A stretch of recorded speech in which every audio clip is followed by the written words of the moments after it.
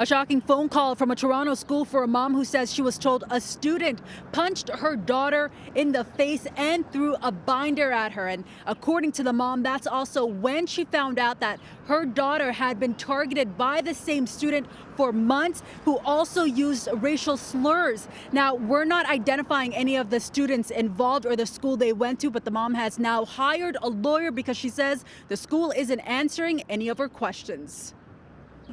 I sat in a chair and I asked to call my mom, and they said wait, and then they put the student who punched me in my face right beside me. How did you feel as he was sitting beside you?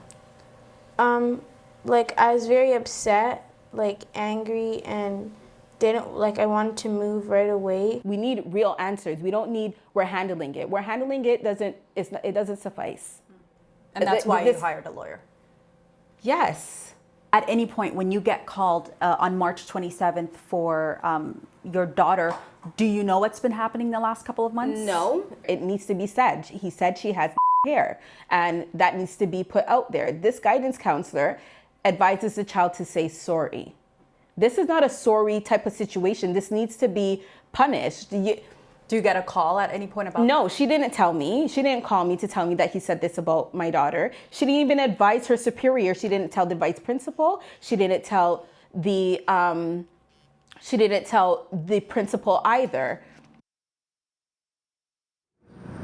We brought Tara's concerns to the TDSB. A request for an interview was denied, so we followed up with a list of questions, including what did the school know about the issues between the two students, including the racism? How was it handled? Were parents on each side notified, and were any school protocols and procedures followed? So we didn't get an answer to any of these questions. We did receive a general statement, but earlier this evening, about an hour or so, the superintendent and the principal of that school issued a letter to parents saying that they had dropped the ball.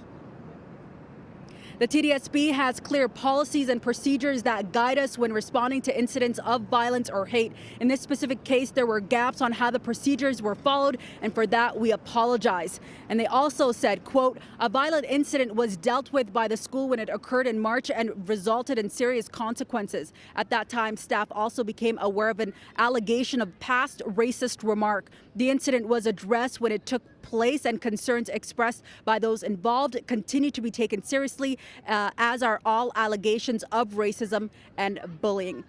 As a system, we know that anti-Black racism exists within our schools, and we remain committed to identifying, challenging, and overcoming it.